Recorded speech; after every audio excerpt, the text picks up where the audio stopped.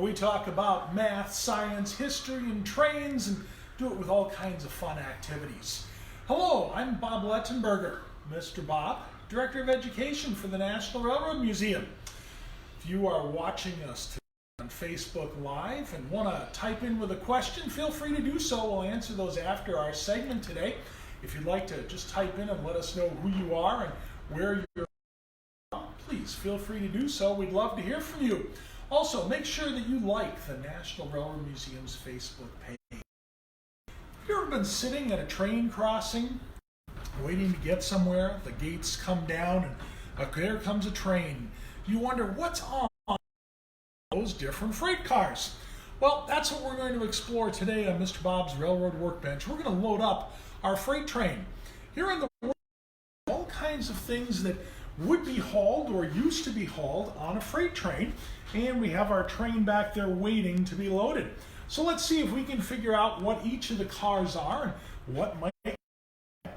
That first car on the train is what's called a box car.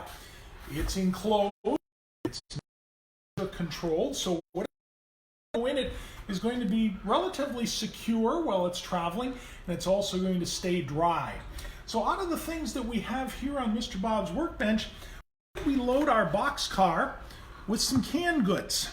Canneries across the country still use box cars to bring in the empty cans and take away the finished product to market. Since we also want to have things stay dry in our box, well,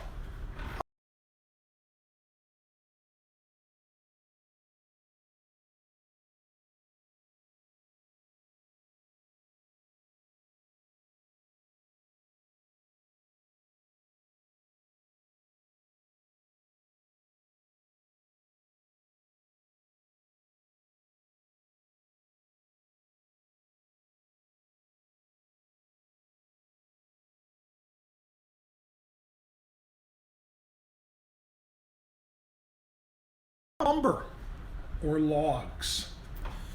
That next car in the train, boy, it looks a lot like a box car, but you'll notice it has slats in the side where air could get in. So whatever goes in this car, we want to keep it a little bit cooler. We also want to make sure it has plenty of air to breathe. It's called a stock car. It's not used on the railroads anymore, but they used to carry cattle and pigs and sheep and even chickens. Now, our next car on the train is called a gondola. And it's kind of an all-purpose car, lower sides, flat bottom, open top. So it goes in, not too concerned if it gets wet or not. We put into it, we're also going to have to unload it probably with a crane or some other type of machine. The gondola we have in our train here today has several very large wooden barrels in it.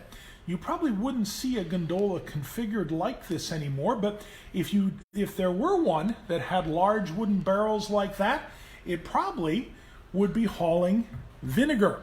And at the National Railroad Museum, we actually have a car from the Richter Vinegar Company in Manitowoc that was specially designed to carry their product. Now, next car, it has an open top on it. The floor is slanted down funnel, so whatever goes in when we open the gates at the bottom is just going to come rushing out. Now, we wouldn't put liquids in this car. This would be for dry material, and again, something that could get wet along the way. A hopper like this would be almost ideal for hauling coal or maybe gravel.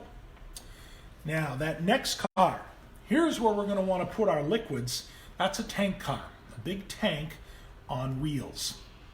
And the tank car, ideal for just about any kind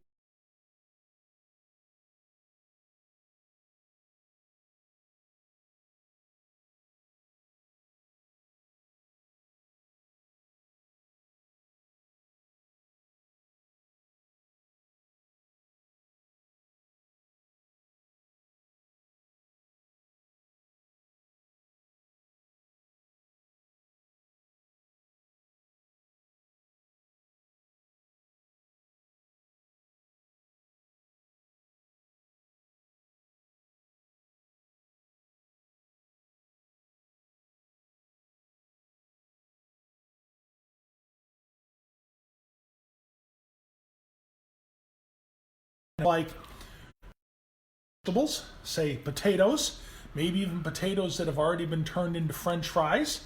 Maybe we want to put a few carrots in our car to move them across country. Or how about some fruit, apples or oranges coming from Florida or the West Coast going to the big cities. And if we turned the temperature down in our car so that it was freezing, we might even be able to carry frozen foods like frozen vegetables. Now, this last car in our train, kind of unusual. It seems to be twice the size of a regular box car. That car is very specialized. It's using automobile parts. See, most autos aren't put, or the parts for them are not put together or not manufactured in the same place where the car is assembled. And so sometimes you will see a large string of cars like this taking parts to an auto assembly plant for cars to be put together.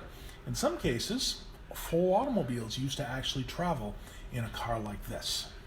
So there you go, a little bit about things that go on to freight trains.